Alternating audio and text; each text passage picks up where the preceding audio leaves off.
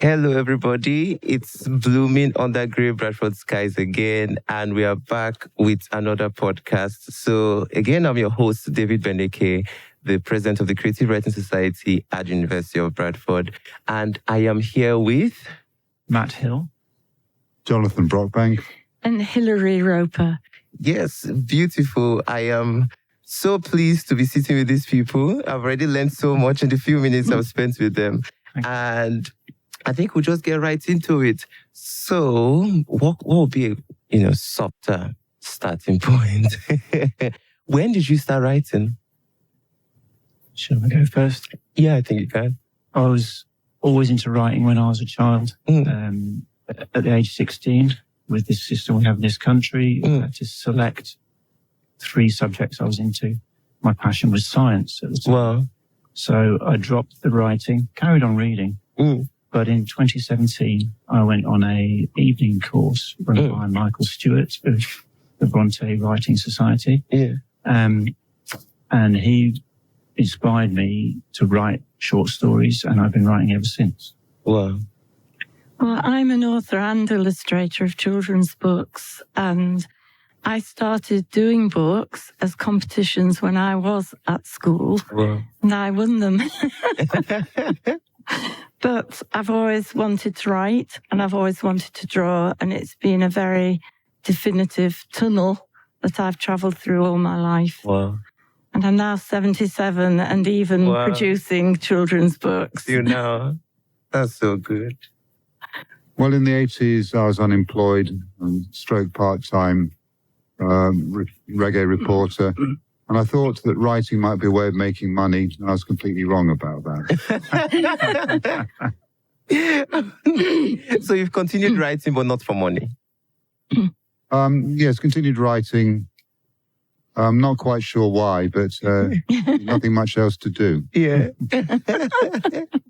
I think it's a good thing, though, because I hear when, your writing is inspired by your need for finance, it can affect your creative flow. Yeah, so that's good to hear. Have all of you always lived in Bradford, or do you live in Bradford? Have you ever lived in Bradford?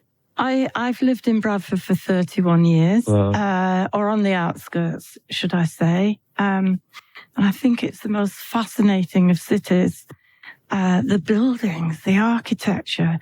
And then you walk down a road and you read on a plinth that you're walking across about a river that's under the city or something, and people died. It's every nook and cranny has carvings or interesting historic motifs, and it's really fascinating.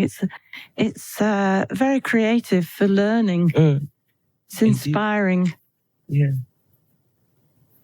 So I'm an economic migrant to Bradford from South London via Kings Lynn in Norfolk.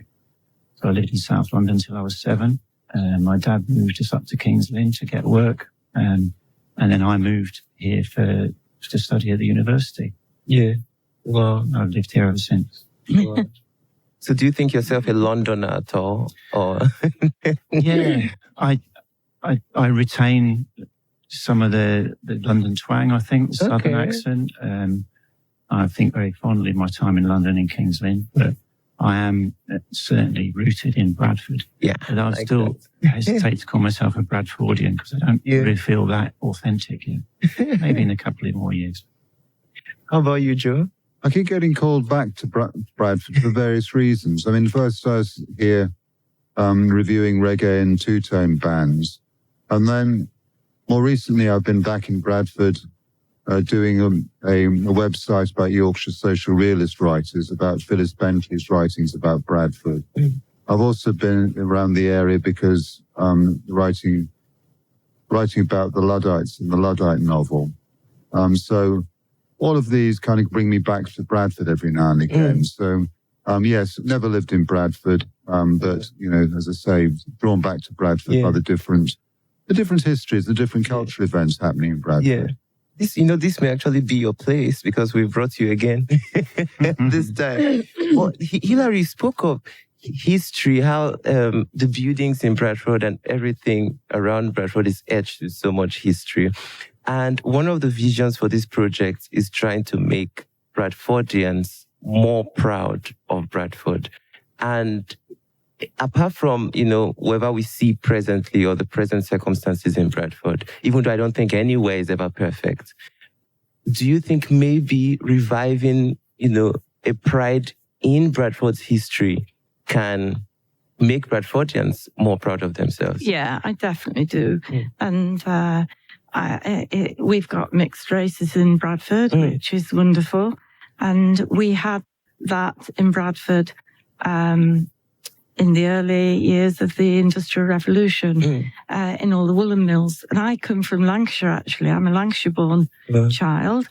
And of course, in Lancashire, we had the cotton mills. Yeah. So the whole of the north, in fact, forget London. Yeah. The whole of the north, this was where the wealth was. Yeah. Was in Yorkshire and Lancashire with the cotton mills and the woolen mills. And I think, honestly to goodness, being an artist, as I am, to see all these unique little carvings in stone all over the buildings, whether the commercial shops now today or the museums, or just go down around the back streets. It's absolutely beautiful and incredible. And it's inspiring. Yeah. Just inspiring. That's true. Do you guys have any ideas on how maybe we can bring that wealth back to the north? I think you need to, if there is money, which there is, there's always money.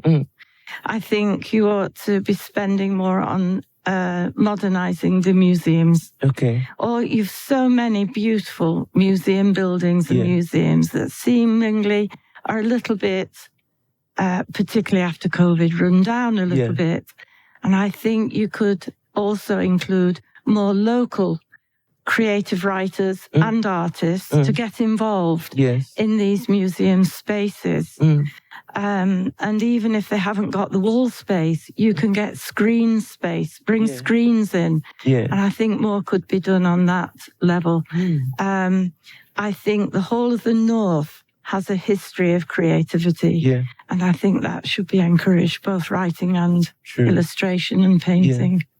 Do you guys have any ideas? Enhancement of Bradford.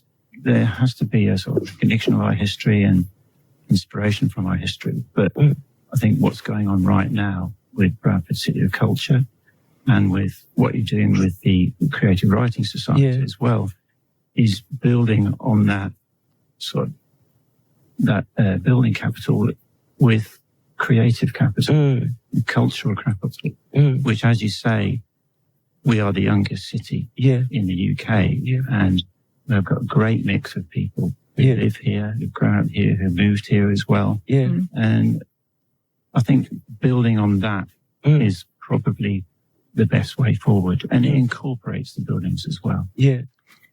And the other important thing, if you don't mind me just saying this, is the university. You've got about 7, 8 or 9 courses that are rated excellent across the whole of the country that have been involved in so many brilliant sciences and discoveries, Stonehenge, you name it. If I owned this university, I tell you now, I would start training more doctors and bring in medicine as a new course. Honestly, you've got everything going for you. The university is absolutely brilliant. Joe, do you have any contribution? Yes, I think one of the problems of Bradford is, of course, it is almost literally overshadowed by Leeds. Leeds has attracted an awful lot of the investment, and I think that I think that being the city of culture, hopefully, will make people notice Bradford and give it more of an identity. But culture in that case is the key, because the creativity of a town is likely to give it an identity, which, if you like, investment by commercial practice won't. That's really good. And so I have many friends from Leeds, and I often just joke that Leeds stole all that Bradford had, because I hear historically all the investment was in Bradford. Bradford was the supplier of wool to everyone in Europe. So could the problem have been that, just like every human being, Bradford was more comfortable with tradition than changing with the times. And by that, I mean, when there was more innovation coming in with like technology, was Bradford still thinking, oh, just stick to wool, let's not start building the things that they are building. Let's just stick to wool and textile.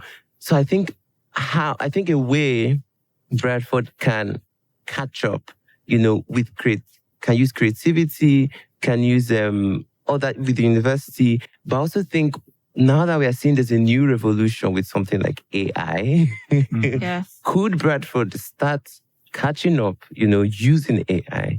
But yeah, that's a good conversation. And that's where the university comes in, of course. Yeah. Because we need to develop AI. Yeah. It's got a lot of wonderful attributes to it and uses, and that needs developing properly and safely, of course. And the university could lead on that. Yeah, true. And I think they are doing a lot because there are some courses on scholarship now, like data analytics and AI related stuff. But my fear as a creative is that we'll start seeing AI generated pieces which are very mechanical because it's just, AI trying to be smart and trying to, pull together other people's works, but it doesn't feel like a human creating stuff. Yeah. Well, so Hilary, sorry to come to you again, so as Matt mentioned, Bradford is the youngest city in the United Kingdom. And the United Kingdom, as we know, has an aging population. So you're talking about me. At 77. Well, I still write and illustrate. I've got a new book coming out this September. Okay. Another new book that's nearly completed that'll be published next year. Wow. And yet another one that I'm actually just finished writing that'll be published in the year after. Yeah, and these are children's books. So don't talk to me. Excuse me. Yeah. Don't talk to me about young or old. It's nothing to do with age. It never has been. It should never be anything to do with age. Should have nothing to do with colour of skin, nothing to do with religions, nothing to do with... We are all wonderful people in our own right, and we're all creative in our own right. And it's that beauty and that feel, fact or fiction, whatever you are creating, that keeps you going. Yeah. The reason I mentioned aging is I think with someone like you who writes children's books, those children's books can be a channel and a passage for the transference of so much wisdom, because you have seen all in life, most in life, and these are children who are very malleable. And if Bradford is the youngest city in the United Kingdom, I think the kind of work you're doing has to be celebrated more. Well, sure. I'll tell you what it is with me. Right. I think my own personality, I'm still a child in many ways. You've got to have that child feel about you, even though I'm 77, in order to write and feel for children. I think children need to have as many books as they can get hold of. I think we need to open libraries up again. And I just think that the creativity of writing and illustrating for children, you're doing it as a child yourself. You're living the story as you're writing it. You're living it as you're painting each detailed picture. And the one thing about being an author and illustrator of a children's book, which is different to just writing a children's book and getting it illustrated by somebody else, is that you've got a third dimension. Because you've got the story, you've got the pictures, but in between, hidden in the pictures, you've got extra little bits of stories of the story that is not in the story. And it's that combination that creates a 3D dimension to the sort of atmosphere and the creativity. Wow. How do you guys feel now that, we're just talking about AI, and one of the things that saddens me the most is how less people in my generation read, and I'm only thinking about how much worse that may get if AI, which is good, comes along. Yeah. So what do you guys think? How would that play out? I think that I read more now on social media and digital media than I did before it came along. Okay. Granted, it's not a poem or a short story or a novel. I'm sitting there, everyone, the screen time, it's scrolling, it's reading generally. I mean, the videos take up some time, but still getting across an idea in a certain space of time is most effective with writing.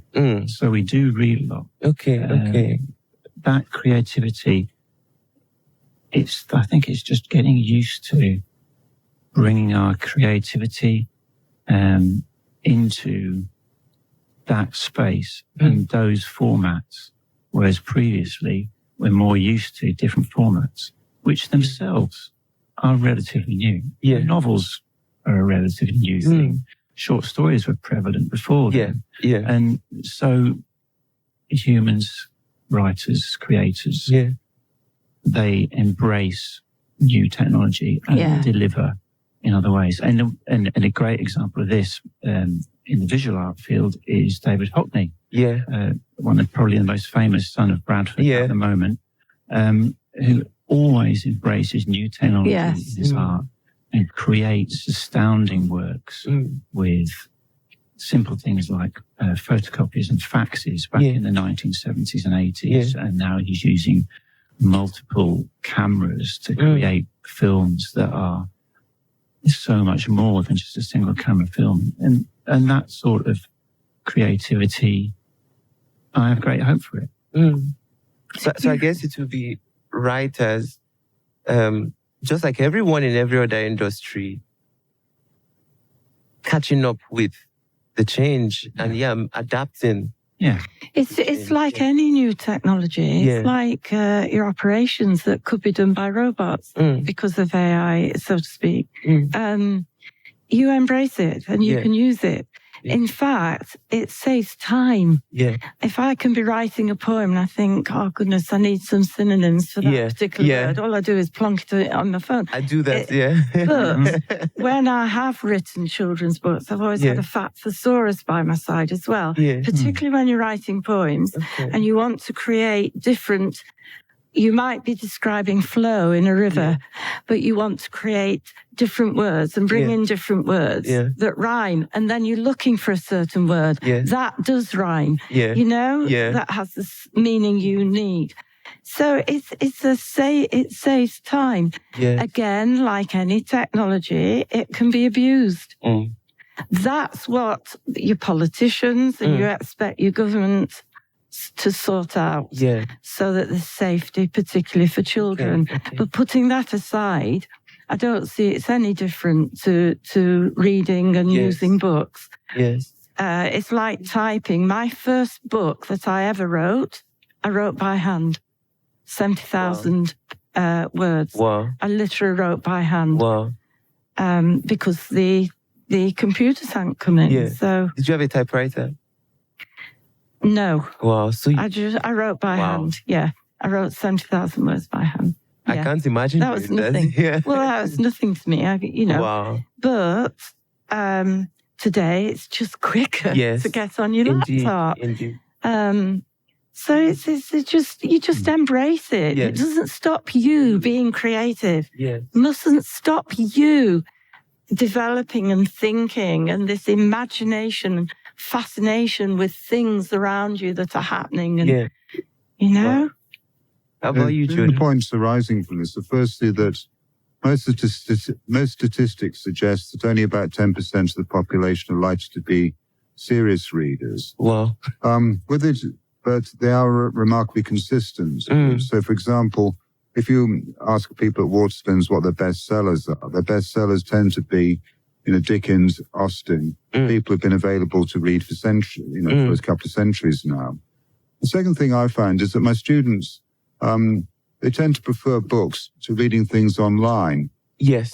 Partly because I think that reading a book it creates a sense of intimacy and privacy which you don't have if you read something online. And thirdly, I'll always read a book if I can rather than anything online, because I spend a lot of my time online having to answer emails and doing that kind of thing, or writing. And of course, it's not a good idea to be looking at a screen all day. Yeah. Wow. I mean, that's me right now. I'm reading 3 books at the same time. One is on my phone, but the other 2 are hard copies, and I prefer reading the actual book. So, Jonathan, one of your poems is called Knowing the Score One, and I think it's set in 1985 or 1985 is part of the title. And so, how was Bradford then, to your eyes? It was, the 2 things always stick in my mind is firstly that it looked more run down than today, and it was more dominated by the buildings of the past, by the mills. Ironically, some of the mills, they weren't in use, but they were still rather better shape than nowadays. I mean, nowadays, what tends to happen to mills is they get abandoned and then get destroyed in arson attacks. And the other thing about Bradford I remember was trying to find somewhere to eat in the middle of the place. And the only place where I thought, Bradford's bound to be full of traditional fish and chip shops, cafes, things like that. But the only place I found was McDonald's. It's the only time I've ever eaten in McDonald's. And so I think that Bradford looks more kind of looks more globalized now than it did back in the 80s. And of course that's paradoxical, because in some ways that's good. But in other ways it means that you get the global effect. Any shopping mall you walk in, it's got the same shops, the same brands. You might be in Oslo, you might be in London, you could be in France, and so to that extent, sometimes Bradford feels a bit more anonymous now, depending on which parts of Bradford you look at. But other ways, Bradford does seem to be, as Hilary was saying, rediscovering its past and preserving its past in a way that wasn't going on in the 80s, as far as I could see, as an outsider. Yeah. Were you here in the 80s, Matt? Yeah, I came as a student in 1986. Okay. And it was, the reason I came was because it was the only university at the time that had a placement year in my course. So really? So there were placement years in? Yeah. Really? So I thought I could do with having a degree and also some work experience. Yeah. And when I came to visit before signing up to the course, I thought that Bradford was great to be in the city. It was not too big a city for a country bumpkin from Kings Lynn. But it provided me with all the vibrancy and the culture and music in particular I was interested in those times. And it had a campaign called Bradford's Bouncing Back, which had a logo, a mascot, which was a bear, a bit like the Pudsey Bear you might see now in Comic Relief, I think it is. And it was duller. Yeah. It was more dominated by vehicles in the middle of the city. Now we've got the fantastic city park and more pedestrianisation recently, which I think is very forward-looking from the council and hopefully will help the regeneration of the area. But it was full of character. I loved it. And in terms of the globalisation, there was certainly more markets in those days, but nowadays open markets. Yeah, there are still markets in Bradford with localised provision stalls. The new market, Darley Street Market, is opening up soon as well. So I'm sure that will continue to bring great things. I never came across that bear. It didn't infiltrate the venues I was working in. So, Jonathan, so in your poem or poems, you have bits of patois in there, Jamaican patois. And the reason that excited me, and please pardon my editorial suggestions, because I was thinking some things were wrongly spelled, but it's patois. It's a different language. And the reason that really excited me is I am from Nigeria, and I'm from one of the smaller tribes. So there are many tribes in Nigeria. But my tribe is called Ekpeye. Oh, yeah. And unfortunately, I can't speak my language. So I can't speak my language fluently. I think in English. My first language really is English. But I like to throw in bits of Ekpeye in there because my mom will constantly switch to Ekpeye. My dad will constantly switch to Ekpeye. And so I believe to represent those characters perfectly and, realistically, I have to throw in some bits of Ekpeye. And I remember one time, a friend of mine, the one who is leading the workshop today, I had given him a piece of mine to look at, and give me feedback. And he said, why do you italicize the bits of your language? That it is a language itself, you should give it its own agency. And so when I saw you bringing in patois into a writing that is predominantly in English, I was like, yes, that's really important to perfectly show those characters. So I was wondering what you thought about that, mixing languages within a piece. Yeah. Yes, I think this point goes in a slightly different direction to what you're mentioning. But I mean, one of the things we find very important in the study of literature nowadays is to talk about English literatures. In other words, English was taken around the world first by British imperialism and second by computer language, by American global imperialism, as you might call it. Yeah. But one consequence of this is it's left many peoples around the world with different ideas about how English should be spoken, how English should be spelled. And of course, a lot of these cultures end up in Britain speaking, their own versions of English. And it's important to acknowledge that these versions of English have just as much right to be considered English as the so-called King's English. Yeah. Do you know, growing up, so as children, we were taught in Nigeria to speak Queen's English. Yeah. And I don't know if I really caught on with that. I think as a child I did. But now I've become so proud of Nigerian English, although sometimes I have to be more aware of context. So, for example, in Nigeria, I can say something like, cold is catching me. And everyone will understand I'm simply saying I'm cold. Yeah. But if I said that here, people will look at me. Well, that's the catchphrase. They're catchphrases, aren't they? Cold is catching me. And every country will have the their different own idioms and catchphrases. Okay. And apart from anything else, it took a long time before English had a formal grammar, because of course what you're saying is a different grammar to what would be normally used in English. Yes. And when English grammar was invented, it's invented by people around the 16th to the 17th century who used Latin as a model. And Latin doesn't fit, the rules of Latin don't fit English all that well. Yeah. So English has always been a bit botched together. Yeah. The official version of English. So I don't see any reason why it shouldn't be challenged. And why other people's English should be as equal. I think regarding education and children, I do think it's important to teach the grammar. Standardized. Yeah. Once you've got the grammar taught properly, then, you can be as creative as you want to be. But I do think we owe that to all the children in our schools. And you've got to remember too that it is the language in the globe that has the most vocabulary in it. Secondly, all the airplanes and pilots and the aviation use English language. Wow. That's based all their usage in flying is based on the English language. So it is a very important language. But I think grammar, you must start with teaching proper grammar.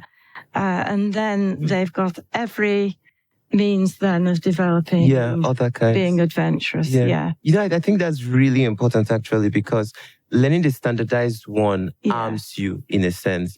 Because again, at home, I can say something like on the light. Yes. And everyone will get what I'm saying. Yeah. And it's not necessarily considered. But they're idioms and catchphrases, and they're obviously every country and everybody has their own catchphrase, even in this country, in different areas. I mean, even Yorkshire will have their own catchphrases. Yes. Yeah. And yes. Because I read Wuthering Heights, and I didn't understand some of what the characters were saying. Yeah. challenging. One of the challenges about patois or dialect is no two people agree about how to spell it or represent it. Okay. You're kind true. of Emily Bronte's version of the Yorkshire accent looks rather different to the way someone like Phyllis Bentley will represent it. I think maybe what we're talking a bit about here is code changing. Yeah. We all experience the desire to communicate effectively with the people that we're in a room with. Yes. And so That's true. if we're in a room with a certain group of people, we'll talk a certain way. And another group of people will talk another way. Yes. And so what is important is that communication is happening. Yes. And if there's misunderstanding, we can talk to each other. Indeed. And we're learning all the time. Yeah. That's so cool. Do you know, I wrote a whole paper because I did a foundation here in Bradford. It was my first year out of Nigeria. I was shocked out of my wits. And so I wrote a piece on code switching. And what that piece was centered on actually was I was concerned that Nigerians usually feel the need to code switch more than British people here. And it's not even only about the fact that, this is British people being at home. Even when British people or other people from any country go to Nigeria, Nigerians are the first to code switch and try to accommodate the other person. Yeah. But I don't usually find that other people are that quick to code switch. So other people from other places maintain their accents, but Nigerians just code switch so quickly. But I don't know if that's been your experience. Could you just explain? Yeah, so by code switch, I mean their accents. Oh, their accents. Yes. Well, so when I got a code is catching me. Well, so we wouldn't be saying the code is catching me. And even the accent would be a bit, so we'll try to be sounding like you. I'm going to tell you a funny story now. When I got married, my husband lived in Wales and I lived in Lancashire. And in that day, my day, it was more normal for a girl to give up her career and go and live where the boy lived. So I went to live in Wales. And funnily enough, I wasn't allowed to teach in Wales. Although legally I was, but you'd go to all the interviews, and because I wasn't Welsh speaking, you wouldn't get the job. So I got a job as an elderly people's housing warden, and I used to go into the butchers in the little village, and the minute I walked in, they changed from speaking in English to Welsh. And that happened. That is my experience. I'm telling the truth. Maybe they didn't want you to understand what they were saying. Exactly. Okay. Possibly. One of my poems is about an equivalent experience. About I'm talking to a skinhead who's going to Bangor University outside a nightclub in Bradford. And we've been told by a friend that he knew the manager and the manager would let us in. But he didn't know the manager as well as he claimed. So we were stuck outside. We're chatting together. And this bloke was saying, well, in Bangor University, it's divided into the students who spoke Welsh all the time, the students who spoke English all the time. And nobody spoke to him because they're scared of him because he's a skinhead. Oh, my. I think humans, at the end of the day, love is more important than anything else. Yes. And we need contact. We need to be in contact and be near to and communicate with others. And it doesn't matter who you are, what language or country you come from. It's nothing to do with it. That need as being purely a human being is very, very important because it sustains us and gives us and nurtures us and gives us that confidence and love and calm and peace. Yeah, that's true. Thank you, Hilary. So, Matt, I was going to ask, because your piece features a painting, your piece Holding Back, features a painting called The Arab Weaver. And I mean, while I was reading, I'm one of those readers that makes good use of Google. And I think everyone should be making good use of Google. So I went online and saw the painting myself. And I was just wondering, were you at an art gallery yourself when you wrote the piece? No, obviously not when you wrote it. But not when I wrote it, but the piece is in Cartwright Hall. the art gallery in Lisbon Park in Bradford, which is where the story is set. And I had an idea. I think I had the idea for the story first, and then I wanted to get something in which brought the two main characters together. And that was a good example for me. And also its creation and the way that it was sort of idealizing something in the past for a British audience, which was something I wanted to explore as well. So there's some challenge in there. But I've been going to art galleries since I was a child because my mum was an artist and an art teacher. So I just love the spaces. Well, you don't do any art yourself? I have done in the past, but it's only written art that I do. Yeah, they do now. Yeah.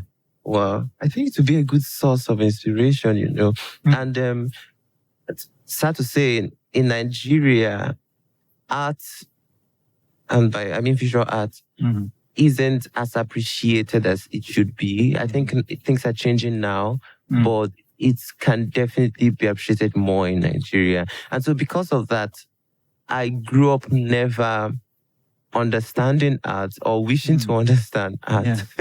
And I mean, not only abstract art, obviously I don't understand abstract art, but I mean even just paintings, learning to just appreciate them for what they are. But recently I've been trying more to just stare. So the same way I stare at people's faces at train stations and come up with, you know, imagine what their lives are like. You know, I now stare at paintings as well every now and then and think of something. But like you said, the story is set, you know, in an art gallery. I think it's called Cartwright Hall. And people are gathering around it. There are students flowing in and out of the gallery. And there's another character, you know, who our main character spends some time with. And I was just thinking, you know, there's a lot of economically valuable time being spent in a gallery. And for a place like Bradford, with, sad to say, many economic needs, you know, many of the postcodes that we live near, that we live close to, have the lowest income in the whole of the United Kingdom. You know, and that was sad to see actually. But why then is art valuable? Why should we count it as valuable? I think that, on a personal level, and I think this may be true for a lot of other people, if I want to unwind or be inspired, or just have a feeling of well-being, an art gallery is a place that you can go in and just be and absorb what's around you. You can be surprised, you can be challenged, you can find lots of things, you can even be outraged in some ways. But it's that space where there's contemplation available for the art that's around you and your surroundings and the architecture of the place as well. It's a beautiful building. And people need that. Life's hectic. Everyone needs a bit of me time. And so... And that time too is economically valuable time because they're spending their money there. It's a recharge. It's recharging as well. And art is, you know, valuable economic. It's a massive export business from billions of pounds in the UK. You know, it's a serious business. That's true. And it brings a lot of wealth into the country as well. But it's not just about that. It's about the well-being it generates and the balance it gives people, the things it can make them think about, the challenges it can give. I mean, one problem, of course, is it depends if access to art galleries and museums is free or not. Because in New York, over the last 20 years or so, the only museum or art gallery which is free access is the Rail Museum. All the others which used to be free have gradually had to increase charges because a government grant which used to support this was dropped. And so it does make a lot of difference. It is quite a surprise to go to places like Leeds where, you know, the major museums and the art galleries are free, because in New York they're not. Yeah. I think I was in Edinburgh 2 years ago, and it was free. The gallery was free. So I walked in. I'm sure I could have spent more time appreciating the art, but I don't get it. I don't get it the way I get books. Yes. Yeah, if it doesn't reach you, it doesn't. Yeah. So I just spent like 1 hour and I left. Yeah. Well, Goethe said that even the most sensitive person cannot look at a beautiful sunset for more than 15 minutes. So maybe I shouldn't judge myself too harshly. But I think I have stayed at his sunset actually for more than 15 minutes. On the morning where I was not busy. Yeah, I just sat on my chair instead. But your story as well, Matt, involves immigrants. Yeah. And I was thinking, Bradford has a lot of immigrants. Bradford's history is steep in a lot of migration. Yeah. And you're also an economic migrant. Yeah. Albeit from the UK, within the UK. So I was wondering, do you think it's important to tell the stories of immigrants, and why is that? I think it's important for representation. I'm aware that I could be charged with appropriation. But when I write characters, I don't want just to write about old white men. I want to have some variety, some clash. I try and be empathetic. And that's really what my writing is. It brings out of me a lot, is trying to have empathy for the different characters that I create. Yeah. And the things that they do, why they do them. Yeah. So I hope that people reading the story won't immediately think, oh, God, another character written by a white man who doesn't get it. And I hope that they'll just enjoy it and be able to believe in these characters as individuals themselves. Yeah. And, I might have got it wrong, but we always learn by our mistakes. I think it's really sad even that some people read fiction from that perspective, thinking, this is written by a white man. I met a white woman from America. And I remember asking her whether she would ever try writing black characters or something. And I think she said she wouldn't. And because there's a lot of fear, and my thinking was, you can write, you may get it wrong, but I think we need a place for grace. You need to give people grace, because you can do all the research you want, but you may still not get certain aspects right about that person. But for example, we always write about animals. I'm not sure we understand animals. Well, I write about animals. Yeah, I'm not sure we really understand. And monsters, dragon monsters. When we see a bird, on the rooftop, we don't think, wow, the bird is, like, I know exactly how it's feeling. We just write what we think it's feeling. Yeah. So I think definitely there is a responsibility to, try and get it right. But I think with fiction, it's damaging to demand, so much. It's just people reading books from the eyes of politics instead of reading, for pleasure and then discerning the politics. But people are just trying to poke at many things in our day. Yeah. It's a very sad way of reading, of writing, and of living and looking at life. Trust me. Yeah. Because you shouldn't be thinking about where people have come from or where we all came out of the Rift Valley. Yeah. Did we not? Yeah. At different times. Yeah. We've all got... That's a euphemism. We've all got different DNA. I took it as... I'm different. I've got metal in my back. Has anybody else in the room got 5 metal joints in the back? No. We're all different. Yeah. And embrace that. Yeah. But we're all equally capable of just loving each other. Yeah. It is love at the end of the day. And the more politically you poke at things, the more damage you do and the more division you cause. Yes. It's crazy. That's true. It is love. Yeah. And consideration, respect, dignity. Yeah. for others as well as yourself and as much as yourself on an equal footing. Yeah, I really like that. I really like love. I think we need love. to lead with Would you like to hear my poem on love? I've brought it. I have a section where you can read to us whatever you want. I've actually brought my poem. Okay. It's called Love Is.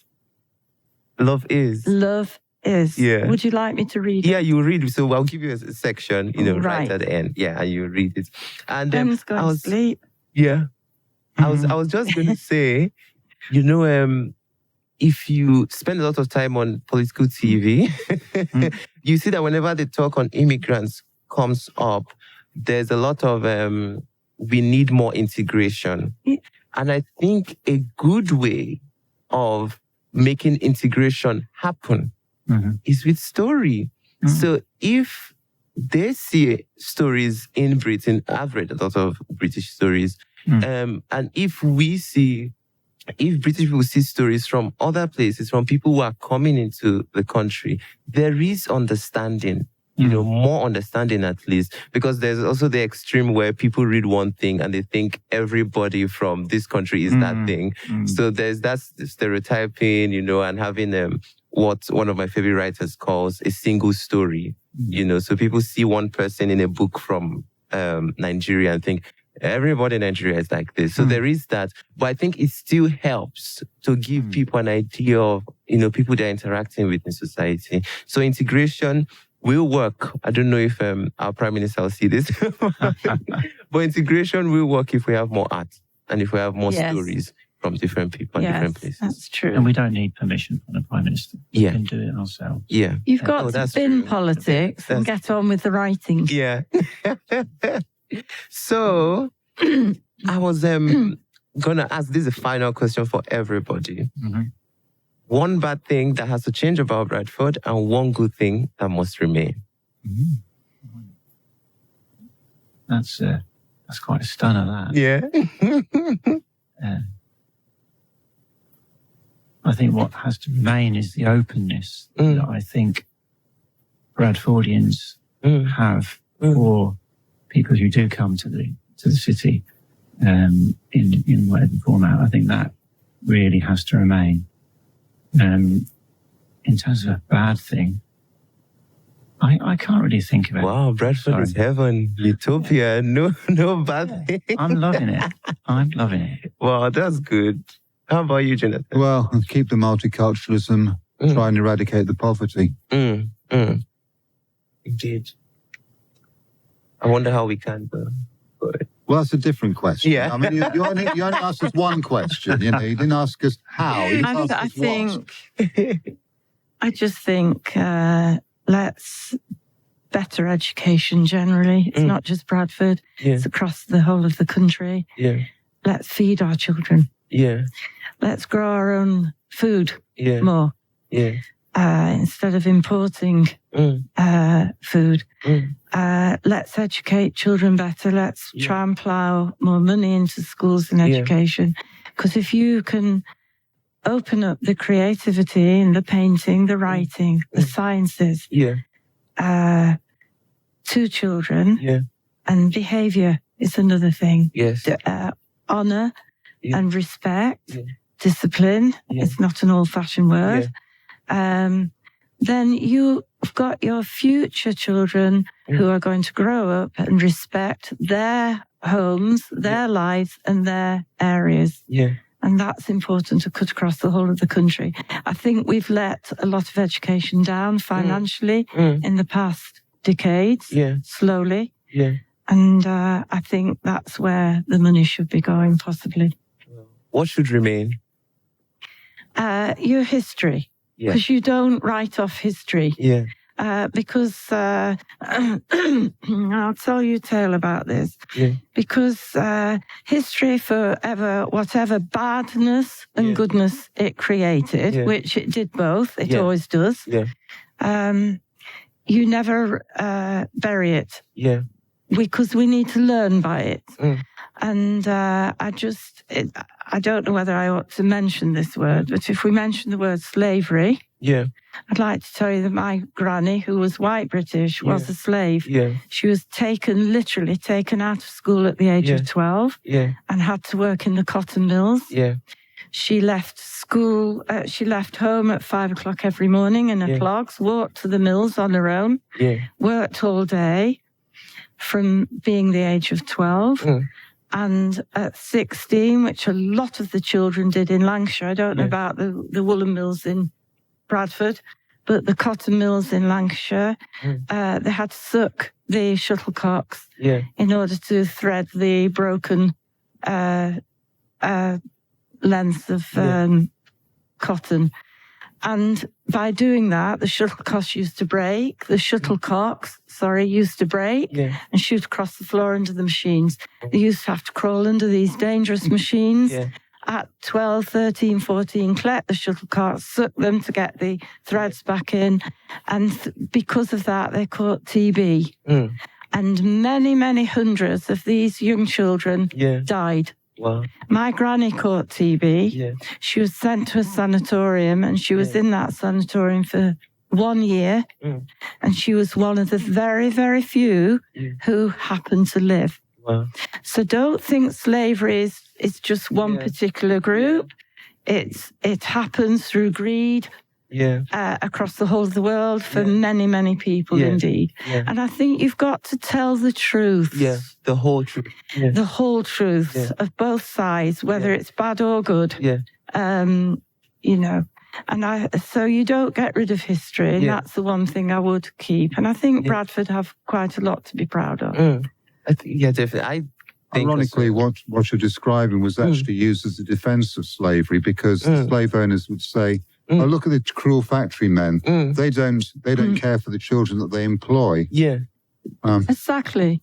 They didn't care about anybody but making their own money. It wasn't literally slavery, because no one, the factory owners didn't own their hands, and slavery people, the pro-slavery people said this was what was wrong with factories, because they didn't care about their employees. But of course, but history gives us those contexts to understand, situations and differences between them. But I think history has to be. It has. So at the beginning of the 19th century, it was ironic, because the people who opposed slavery didn't oppose factories, and the people who supported.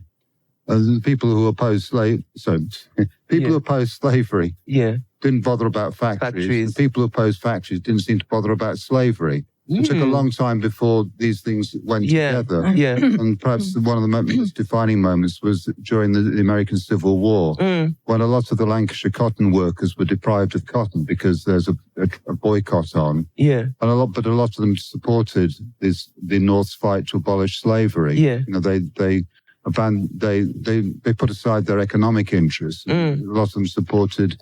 Mind you, we have a lot to be proud of in this country, because we were the first to stop slavery across the world. But you mustn't bury history. It's there for discussion and learning. It's a learning curve. And I think it's simply important to see all that happened. And I think based on everyone's, wherever people sit on the political spectrum, they will reach their own different conclusions. But let's have all the facts.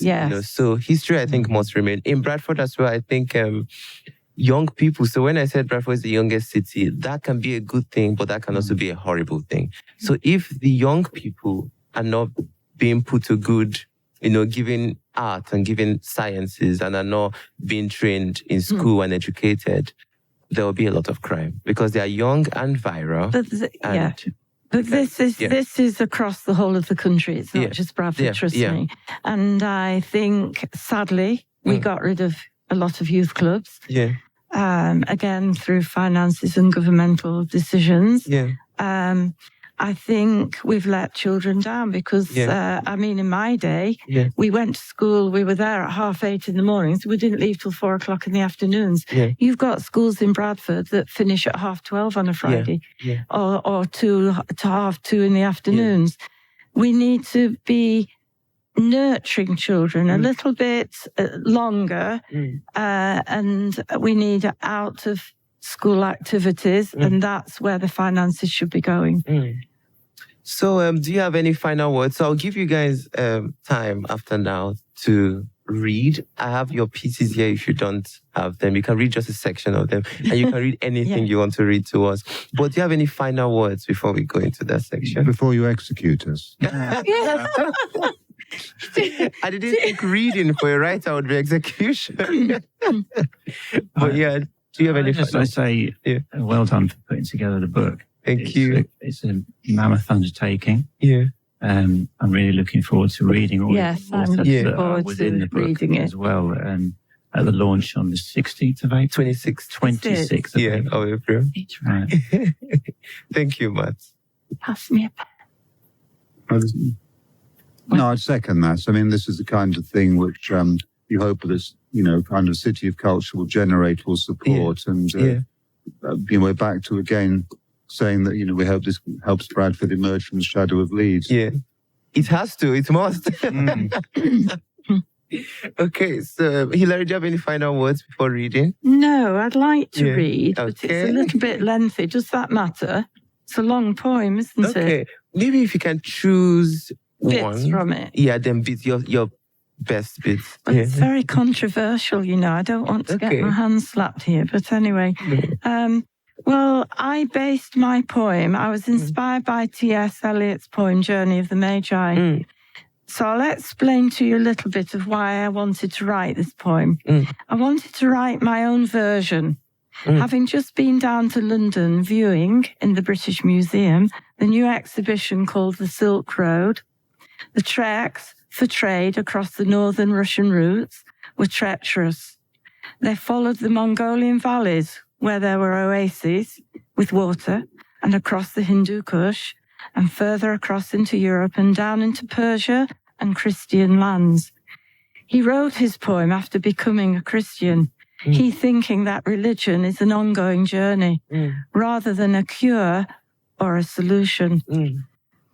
Now, in my poem, please forgive me, I don't want to hurt anybody's feelings, but I've got the baby that was born in the manger as a woman, as a female, not a male. I wrote my version fighting for women's liberation and equality for women. Yes, it's all about the journey and the ruggedness and the suffering, tiredness, anguish and dangers. So is life, nothing but a journey. Daring to say Jesus could have been a female is dangerous. It's not about belief, but fact or fiction. We have, since the days of Jesus, learnt about the sciences. We don't follow the stars anymore. We follow our sat-navs. I assumed all the three kings were biological males. According to the Bible, Jesus was a male. So, do I believe in fairies? I did as a child. I've got fairies in my latest book, being published this year, called My Wacky Witchy Hum-Mum. Fact or fiction is the key to our better understandings. Fiction is creative and helps us read around subject matter, helps our imagination and creates thought and analysis. Fact is important, so we better understand the sciences as we continue to discover. So yes, a journey. So I'll read you. Would you like me to read the first bit, or the bit where we discover? Your favorite choose. Which one would you like to read, Hilary? Both. Okay, let's go. Go on. So my poem is called The Bleak, Bleak Trek. A rough, rough journey, the trek. The raw mountains, white, bubbling beck. Weak camels sodden underfoot. The caravan trail exhausted as it took a year to follow that shimmering star, cross the plains, the Hindu Kush afar. Icicles like daggers hanging there, trails from glaciers with dirt to spare, deeply shaped valleys between mists of despair, fumbling, fingering, dripping, ticking, wide-eyed creatures hidden in lairs. Stood high there on the mountain crags, hungry for food, scraggy tails sag. The marble snow leopard, sly-eyed, watches our camel train as we slip by. Candles in the valley flickering and pied. In valley folds, people confide about the luster of a star in the sky. Many religions, belief systems befuddled. We tether the camels where girls dance, troubled. In sequined gowns, we are tired and wrapped. Goat meat hangs from the hot, hot racks. Tired and drunk with honeyed wine, wolves are wailing beyond the tree line. We are satisfied and lying down as girls twirl in golden gowns. As the winter sun lifts the next day, we are weary and the camels sway. Their mouths foam. We humbly pray. But on we travel with all our might. Silken robes, embroidered tights, cloaks that billow like sails in the night, crowns of gold with gemstones bright. We carry incense, gold and myrrh, intent to seek just any birth, the birth of what, a king or queen? But it is that star across the green, a luminous brilliance you never did see. We tether our camels at the stable tree, and in we go and kneel in fear. A woman, wise-eyed, holds a baby boy. I look back these 2,000 years or so. A baby girl now could have appeared. Does not matter, male or female. This is royalty on a big scale. Whether this birth brought peace or war, a stillness, a starry Malay, afore. Did it bring love for you and me in the stillness of that beautiful night as the comets flew in full flight? I sensed at least something humbling and right. We bow down, a baby is loved. We lay our golds and goods ungloved. Then back we went, leaving their trust. Baby in mother's arms thrust, cosseted in swathed blanket bare. Is this madness or what, I swear? But all for the wonder and bliss of magic night with magic wish. A weary trek back across the mountain path, where wolves wail with ugly grass.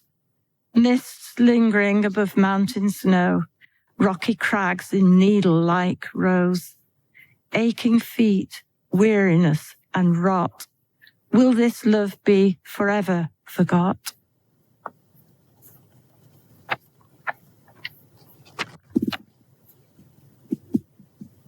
Okay, I'm cruising with V1. Ride like lightning, crash like thunder. To pose as a lion in an alien land, where iced Bradford air grips anointed hair. Bloody V lowers his mane onto the tabletop to defrost each lock, strand by strand, with one bar of electric fire. Hit the road, Jack. Babylon by van, a decommissioned white meat wagon. Cars slam down Leeds Road. V signals right and looks like he'll ram, but traffic parts like steel Red Sea, anticipating emergency. Our miracle is survival by chance, a mad restraint of strangeness against which V adopts a leonine stance.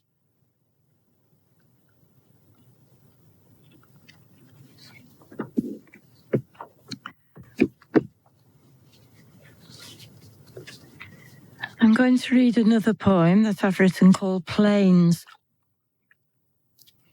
Here is the last plane sailing away, into the stars shooting astray. Here is the cargo tight in the hold, a pauper's purse, bags of gold. Here is the captain taking his tea, air hostess serving you and me. 35,000 feet above the Arabian Sea. Across the savannah, lions flee, elephants plod thousands of miles, deep tombs and a sphinx smile. There goes the plane diving from storms, wheeling through blue as it roams. Then it lands like a hawk dropping fast. Slow down to halt on the runway fast. There is the plane belching passengers all. Onto the train drops the baggage fall. And into the night the pilot goes home. Tomorrow, Sri Lanka, Portugal, Rome.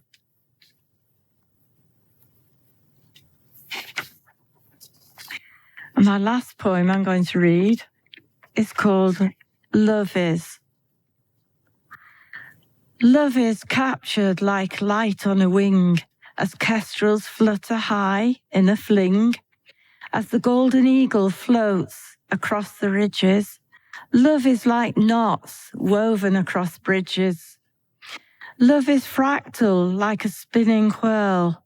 Love is braided across river curls. Its secret touch is love, is lust. It sprinkles the earth with heart-warming dust. Love is kindled, is protected and warm. Love is lured away from the storm. Love is a dance in ultramarine, a lift, a promise, a cerulean dream. Love blossoms on wind-spun branches, clinging to wishes, dreams, and chances. Love blossoms in a lavender hue. Love is an intrinsic, treasured you. Think of the waterfall endlessly falling, yet the rocks catch and protect its calling. Think of the marble sandstone rocks, protecting the two sand lizards, docked. Love is nature captured in a rainbow, as dawn magics a yellow glow. See the murmuration of starlings in flow. So your love will be as it grows and grows. Thank you, Hilary. I think you have more poems even in the book, so people will enjoy those other ones as well. Yeah. Thank you. Okay. Thank you. Matt, yeah. Holding Back by Matt Hill. Aisha sat on her folding stool in the corner of the permanent collection room and monitored the morning gallery visitors. Composed and comfortable, she contrasted today with her first few shifts as a gallery volunteer at Cartwright Hall. On edge, she had felt every visitor a threat to the art on display. She told parents to keep their cavorting children under control, tried to steer unkempt visitors out with a hard stare, and held her breath whenever anyone leaned in too close to inspect the paintings. As a retired teacher, she should have been prepared for this role. She had been adept at maintaining control in her classroom. Able to spot any discussion becoming a little too enthusiastic, she would step in to divert or separate the protagonists. She could pair up truculent children with willing mentors and see both flourish. Aisha had rarely needed to remove anyone from her classroom, but the art gallery was a new challenge. Unlike her classes, the gallery was silent. She had to use just her eyes, perpetually checking purpose and speed of movement. She felt compelled to wander the room for the clear viewpoints she needed as different visitors moved into, around, and out of the gallery. She was on her feet all day, dancing a distanced, slow-motion reel with numerous strangers. Thank you very much, Matt. So I think it's just Jonathan's now. I did one while you were out. Oh, really? Okay. Well, that's excellent. No problem. Thank you very much. This will just be like teasers for the listeners. But it's been lovely speaking with every one of you. I've learned a lot. Thank you. Thank you. Meeting everybody. Thank you so much. Okay, that's it, guys. Blooming Under Grey Bradford Skies will be out, and you have to buy a copy. In fact, you must get a copy. I'll definitely buy a copy. Thank When's you. the launch? 26th of April.